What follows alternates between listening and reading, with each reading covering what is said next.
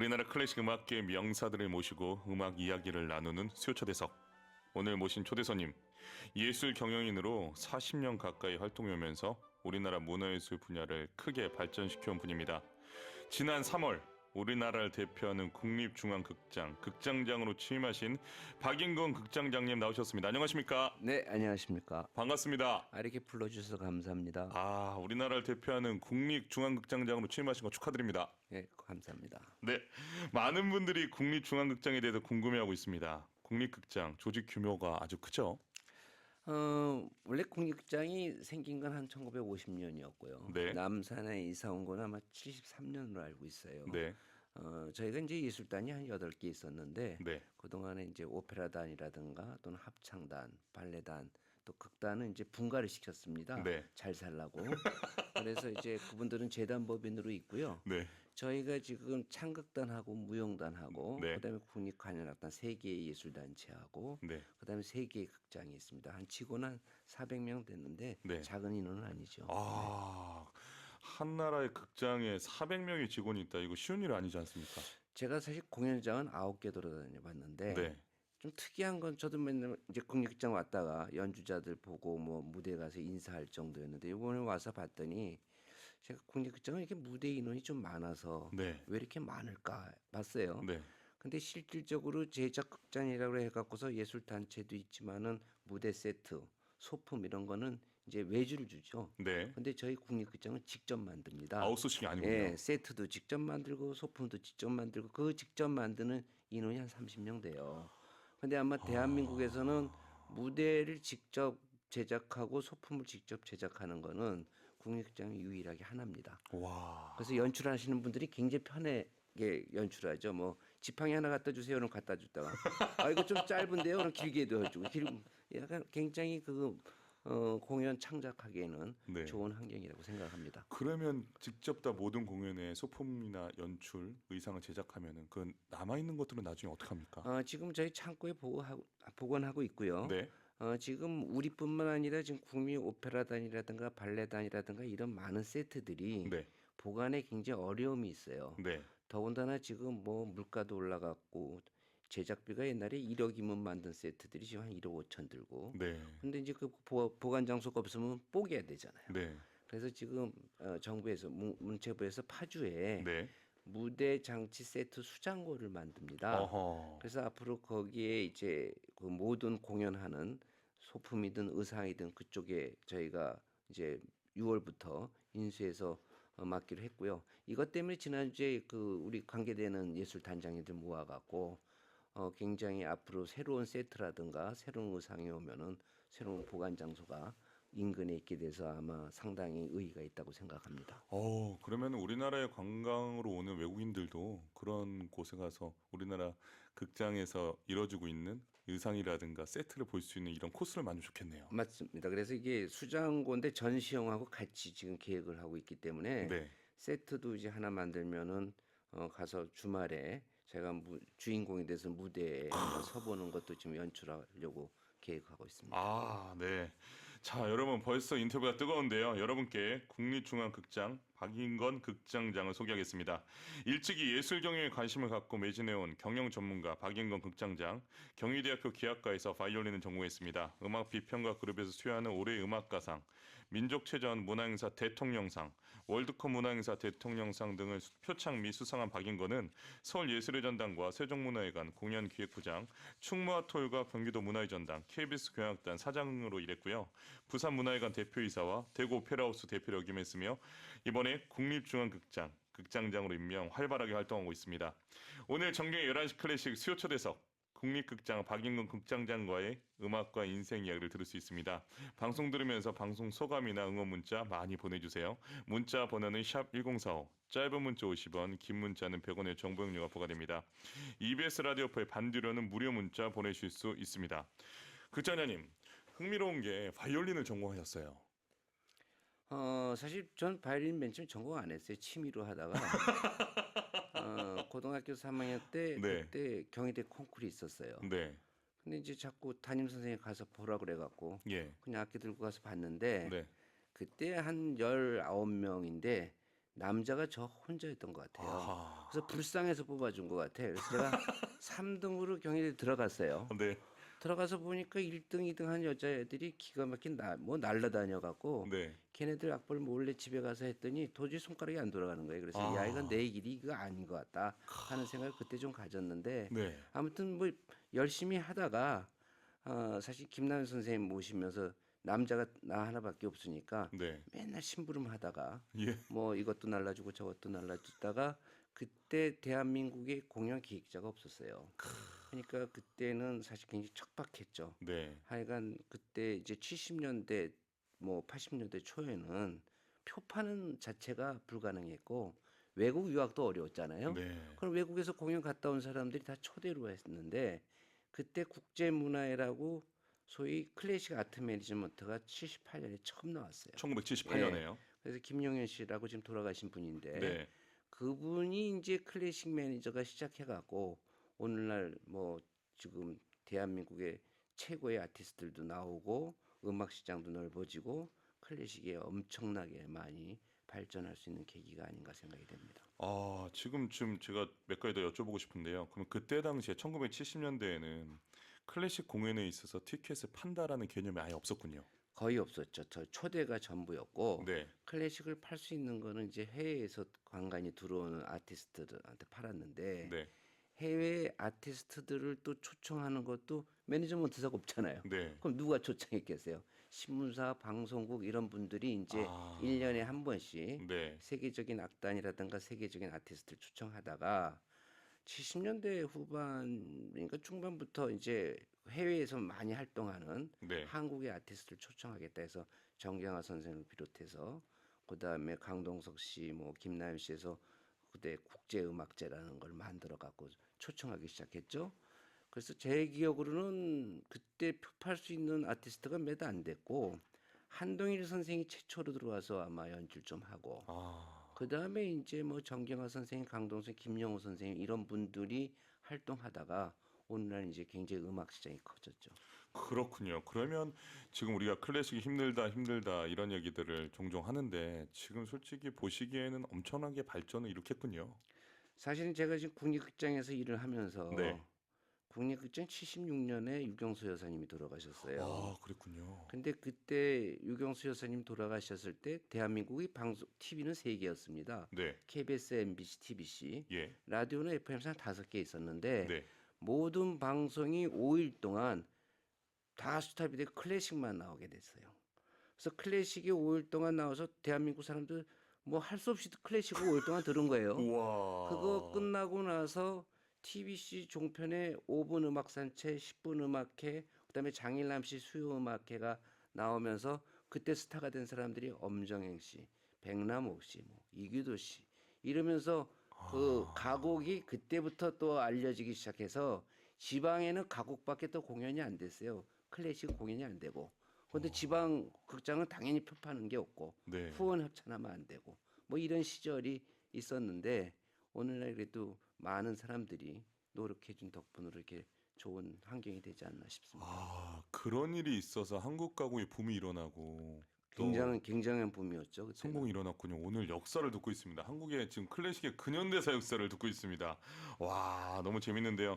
제가 좀 뒷조사를 해봤는데 우리 박인건 극장장님이 바이올린 전공하셨고 지금 세계에서도 의뢰없는 클래식 축제인 이 오케스트라 축제가 있지 않습니까? 제가 예술의 전당에 87년에 들어가서 88년에 개관을 했는데 예, 개관한 다음에 89년도에 네, 개관 1주년 행사를 해야 되잖아요. 네, 그래서 이거 뭘 할까 하다가 그때 교향악 축제라는 거를 했는데 네, 그때 전국에 교향악단이 15개인가 있었어요. 근데 15개인데 아마 제가 13개밖에 초청을 못 했을 거예요. 그 이유는 네, 제주도도 교향악단이 있다 그래서 내가 제주도를 달려갔어요. 네, 그래서 제주도 교향악단장을 만났는데 네. 단원이 몇 명입니까? 그랬더니 단원이 100명이라는 거예요. 그래요? 120명이라고 들었어요. 120명. 120명이요? 어떻게 그럴 수가 그래서 있죠? 어떻게 이럴 수 있죠? 그래서 현악기 몇 명입니까? 현악기는 20명이래요. 예? 관악이 100명. 그래서 아니 이런 오케스트라가 어디 있어요? 그랬더니 제주 치주악단하고 제일 좋게 합쳤대 이거예요. 그래서 금년에 못 나온다는 거죠. 현악 20명하고 그러면 내년에 꼭 좀 나오십시오. 그래서 내년에 이제 나왔어요. 그래서 네. 그 다음부터 나왔는데 그때 88년 올림픽 이후에 전국 체전이 유행이었습니다. 네. 근데 이제 지방의 시장 군수 도지사께서 이제 매번 교양학 축제하니까 자기네가 여기 안 나오면 안 되는 줄 알고 그때 다 저기 민선이 아니고 임명이었거든요. 네, 네. 그러니까 중앙 정부에 잘 보이시려고 네. 교양학 축제 뭐 충남이 한다, 전주가 한다, 가끔은 시장, 도지사, 뭐 국회 다 오시는 거예요. 다 참석했군요. 예, 그런데 그때 당시에 교양학단은 월급 받는 데가 한 반밖에 안 됐어요. 나머진 다 이렇게 비상근.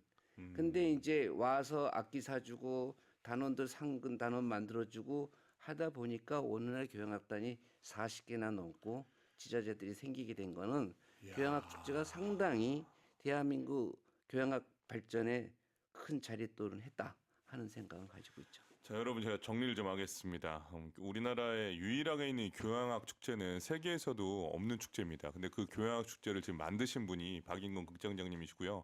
바이올린을 전공했기 때문에 오히려 더 또 오케스트라에 관심이 굉장히 많으신 것 같고 아까는 장난스럽게 나는 여학생들보다 못해서 바이올린 안 하고 매니지먼트로 왔다라고 하시지만 실질적으로는 직업 창출에 이런 엄청난 역할을 하셨군요. 오케스트라가 전국에 15개밖에 없었는데 40개로 늘리고 지금 교향악 축제는 그야말로 모든 오케스트라 또 협연자들의 꿈의 무대인데 오늘 이 생생한 이야기 들을 수 있어 너무 신기하고 행복합니다.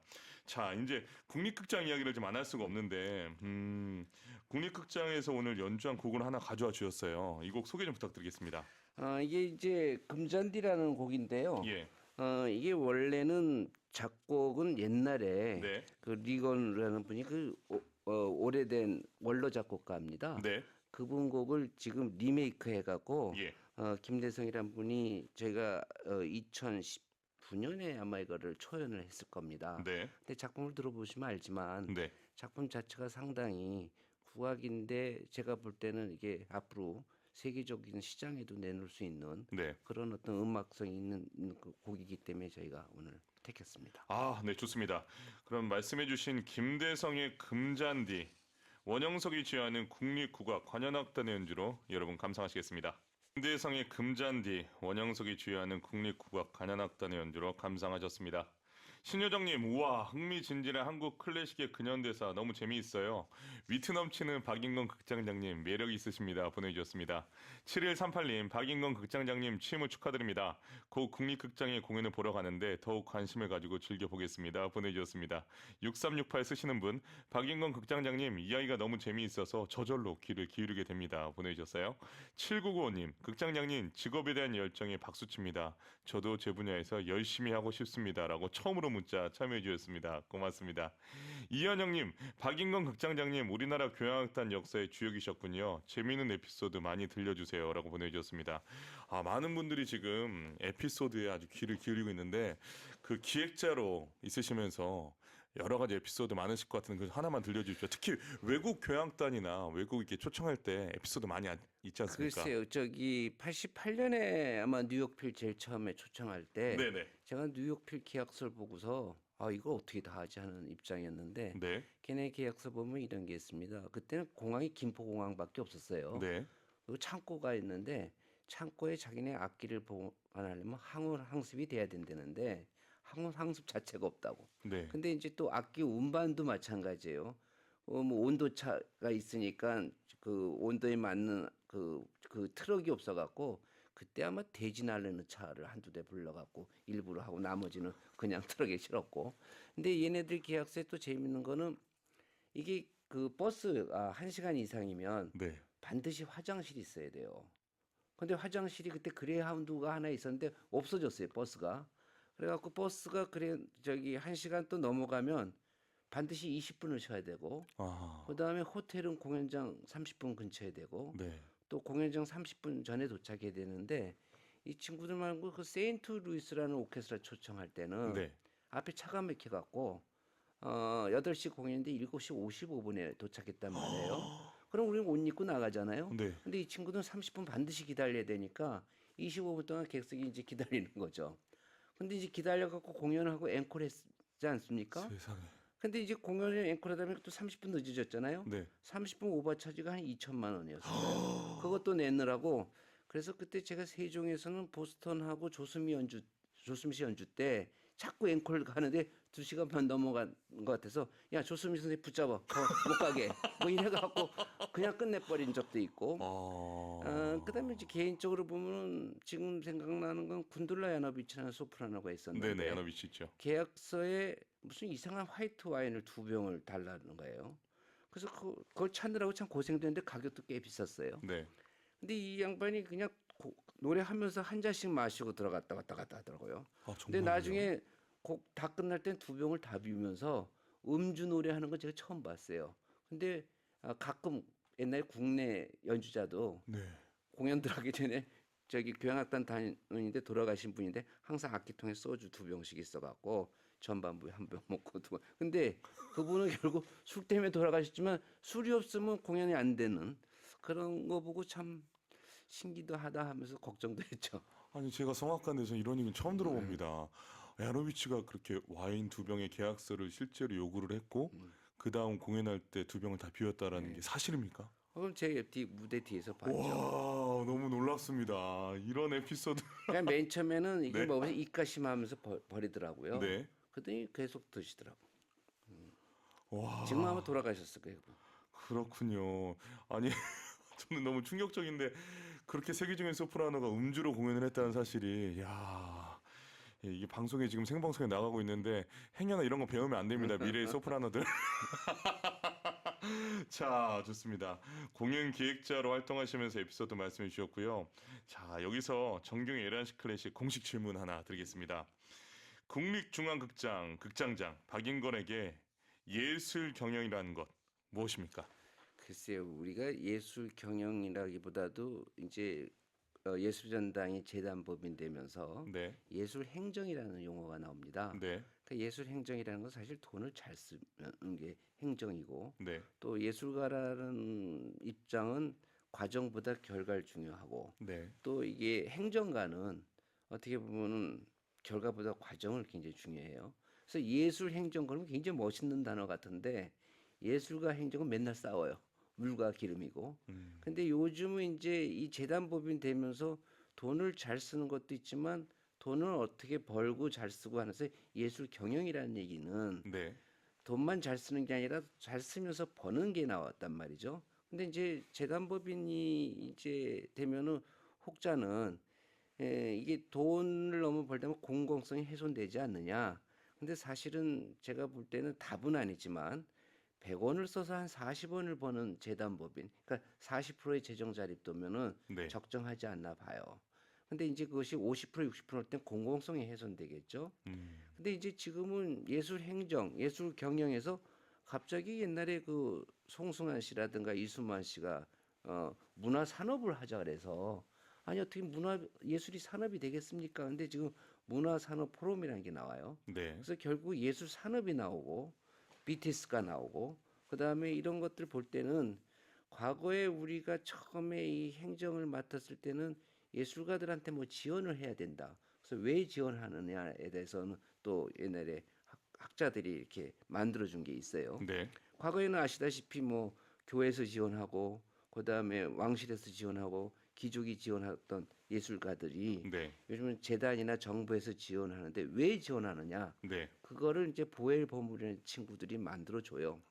그래서 이제 이런 것들 때문에 행정, 경영, 뭐 산업이 나왔는데 그건 저는 그냥 이걸 단독적으로 이렇게 얘기하면은 이 돈을 잘 쓰는 사람들 지금 우리 같은 프리젠터라고 하죠. 네, 그다음에 잘 써서 어느 정도의 수입이 만들어서 그걸 다시 재창조해서 쓸 수 있는 그래야 매너리즘에 안 빠지는데 예를 들어서 돈을 벌 필요가 없습니다. 그럼 티켓 팔 필요가 없고 네, 티켓 팔 필요가 없습니다. 좋은 프로그램 안 만들려고 그러고 음, 그다음에 이제 또 너무 또 돈벌이만 또 생각한다면 쉽진 않겠죠. 그래서 이제 그게 어떤 질문이 거꾸로 나오냐면 제가 공연 기획하면서 참 힘들었던 거는 예술성을 너무 강조하다 보면 흥행이 안 되고 네, 흥행을 강조하다 보면 예술성이 안 되고 음, 이 바란스를 맞춰야 되지 않느냐. 그래서 결론적으로 말씀드린 거는 예술 행정이 됐든 예술 경영이 됐든 정도와 밸런스를 좀 맞추는 것이 중요하지 않나 생각이 됩니다. 박인걸에게 예술 경영은 정도와 밸런스, 균형을 맞춰가는 것이다라고 말씀해 주셨습니다. 아, 또 울림이 있는데요. 저도 예술 경영을 또 하는 사람으로서 오늘 귀한 말씀 고맙습니다. 이번에도 한 곡 더 듣겠습니다. 또 국립극장 해오름극장에서 연주한 공연 실황입니다. 말씀하신 대로 지금은 독립한 단체지만 늘 협력하고 있는 국립오페라단과 국립합창단이 함께한 작품입니다. 베르디 오페라 나부코 중에서 히브리 노예들의 합창 가져오셨는데요. 이 작품 설명 좀 부탁드립니다. 뭐 이거 잘 아시다시피 네, 원래 이제 이게 우리 오페라단하고 발레단은 네, 과거에는 우리 식구였는데 네. 지금 이제 우리 식구가 아니고 그다음에 이거 뭐 히브리 노예들이라는 거는 저기 굉장히 유명한 거 아니겠어요? 아, 이거 뭐 그럼요. 제가 이 곡을 왜 또 선택하게 되냐면 제가 대구 오페라 하우스에 있으면서 네, 대한민국에서 뻑하면 가장 많이 이게 공연되는 곡이에요. 그래서 그만큼 기에 있고 네. 그래서 저희가 이 곡을 선택했습니다. 네, 우리 또 한국에서도 나부코 또 공연 작년에도 했지만 올해도 제가 하는 걸로 알고 있는데 그 중에서 히브리 노예들의 합창은 정말 유명한 우리나라 사람들 좋아하는 작품입니다. 베르디 오페라 나부코 중에서 히브리 노예들의 합창, 국립오페라단과 국립합창단의 노래, 또 홍석원이 주연하는 경기 필하모닉 오케스트라 연주로 듣겠습니다. 베르디 오페라 나부코 중에서 히브리 노예들의 합창, 국립오페라단과 국립합창단, 홍석원이 주연하는 경기 필하모닉 오케스트라 연주로 감상하셨습니다. 극장장님, 올해 국립중앙극장이 준비하고 있는 차기 기획 공연 소개 좀 해주십시오. 뭐 여러 가지 있습니다만은 네. 제가 지금 이번 주에 세계적인 무용가면서 안무자죠 파파이오 아누라는 분이 오셔서 네, 직접 무용도 하시고 그래서 12일부터 14일까지가 있고요. 네, 그다음에 지금 제가 볼 때는 여기 와서 놀란 거는 우리 창극단이 너무너무 인기예요. 네. 예, 지난번에도 정년이 공연을 하는데 9회 하는데 표 나오자마자 다 매진되고 전성 예, 매진이었습니까? 그래서 와. 제가 6월 8일부터는 베니스 상인들이 네, 11일까지 연주하는 게 있고요. 네, 공연하는 게 있고 네. 그다음에 이제 6월 30일 날 우리 그 관현악단이 로봇이 지휘하면서 공연을 합니다. 오케스트라 그럼 지휘자가 로봇인가요? 예, 예. 그래서 그 국악관현악단이 로봇이 지휘하는데 최수열 씨하고 같이 네, 협업해서 같이 하는 거라 네, 아마 상당히 흥미가 있다고 생각하고요.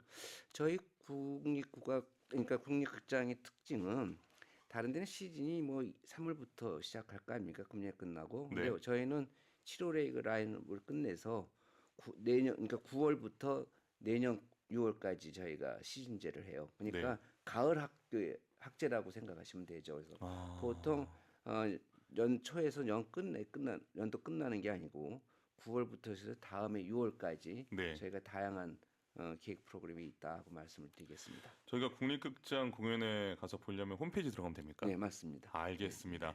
지금 보니까 프로그램이 클래식은 물론이고 국악 또 연극 다양하게 이루어지고 있고 방금 들은 오페라처럼 이 종합예술 무대도 국립극장에서 활발하게 활동이 되고 있는데 앞으로 젊은 예술가들이 기량을 마음껏 펼칠 수 있는 기회장으로 국립극장 기대해도 되겠습니까?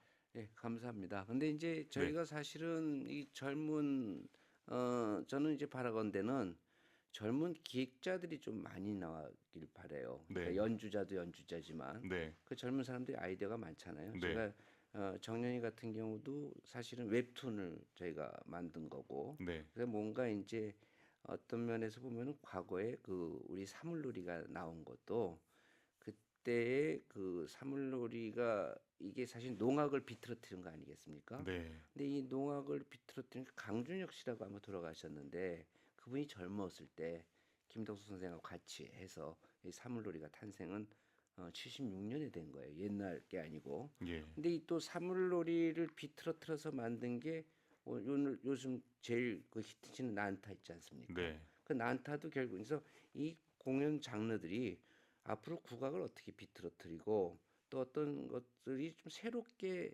창작으로 비틀어뜨리기 위해서는 젊은 사람 아이디어가 많이 있어야 된다고 생각합니다. 아, 좋은 말씀입니다.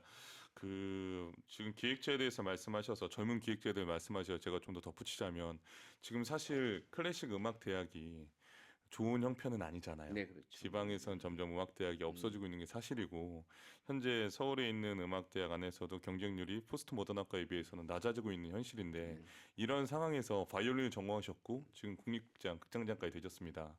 이 미래의 기획자들에게 지금 상황에서 좀 한 말씀 해주시면 좋을 것 같습니다. 그 가끔 이제 음대 학생들이든 또 네. 예술계 학생들이 공연 기획하려면 뭘 준비해야 돼요? 하고 여쭤보는 학생들도 있었어요. 네.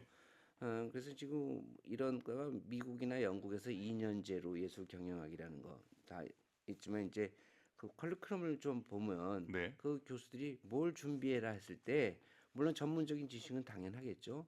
그다음에 외국어는 반드시 좀 준비를 해야 될 거고. 네. 근데 거기에 덧붙여서 준비해야 될 게 이 문장력이라는 게 좀 필요해요. 문장력. 왜 이유가 뭐냐면 예를 들어서 공연 장소를 빌리던 또는 공연 협찬을 받던 또는 공연의 어떤 펀드를 조정하든 간에 이런 것들이 말로 안 되잖아요. 글로 써야 될 거 아니겠습니까? 네. 그러면 글로 써서 서류를 만들어야 되는 그런 문장력이 좀 필요하기 위해서는 많은 책들을 좀 봐야 되는 것들이 있고요. 아하. 그다음에 저는 더 중요하다고 보는 게 통계학 그러면 굉장히 어려울 것 같은데 네. 통계학의 기본이 이런 거죠. 월화수목금토 중에서 공연 제일 잘 되는 주일이 어느 어느 요일이냐. 네. 그다음에 1월부터 12월까지 공연 제일 잘 되는 달이 있고 안 되는 달이 있을 거예요. 네네. 그럼 그걸 물어보면은 그냥 잘 돼서요가 아니라 뭐 티켓이 몇 프로 더 팔리고 적고 이런 것들이 다 통계적인 숫자를 갖고 있어야 예. 기획에 이제 도움이 되는데 좀 더 나가면 이런 것도 있죠. 우리가 무대에 대해서 일할 때 연주자 언제 오십니까? 그러면 고다요 이러는 친구가 있고 15분 후에 오십니다. 이게 벌써 숫자적인 개념이 있어야 되거든요. 네. 그래서 그 통계적인 거가 어렵게 생각하는 게 아니라 숫자적인 개념을 좀 갖고 있어야 된다. 근데 그것이 숫자적인 개념은 자료라고 볼 수는 있겠죠. 아, 좋은 말씀입니다. 아, 솔직히 질문할 게 너무 많이 있는데 이게 질문을 못해 너무 아쉽습니다. 마지막 질문 드릴게요. 아, 1분밖에 시간이 없어서 아쉽습니다만 박인권의 꿈 물어보겠습니다. 뭐 꿈은 거창한 건 아니고요. 네. 저는 이제 공연장이라는 게 서비스업이고 네. 또 공연장 활성화가 되기 위해서는 우리가 많은 서비스를 제공해야 되기 때문에 네. 지금 국립극장에서 2층하고 3층을 북카페를 좀 만들어 보려고 노력을 하고 있어요. 그렇군요. 그래서 많은 사람들이 공연은 저녁에 이루어지는 게 많으니까 네. 낮에도 공연장을 찾을 수 있는 뭐 그리고 바라건대는 뭐 사랑받는 공연장이 되고 네. 또 거기에서는 우리가 어떤 걸 하나 창극을 비틀어서 새겨야 되는 공연물을 하나 만들고 싶고 네. 그래서 마지막에 국립극장이 달라졌다. 국립극장이 잘 된다. 이게 제 꿈입니다. 와, 우리나라 지방에부터 많은 이 단체 예술단체장을 여기만 우리 국립극장 박인건 극장장 모시고 오늘 인터뷰를 했습니다. 바이올린을 전공하셔서 더욱더 반가웠는데요. 앞으로 우리 박인건 극장님을 통해서 더욱더 클래식이 발전되는 이 시간을 기대하고 앞으로도 응원하겠습니다. 오늘 바쁘신 데 나와주셔서 너무 고맙습니다. 네, 감사합니다. 네, 감사합니다.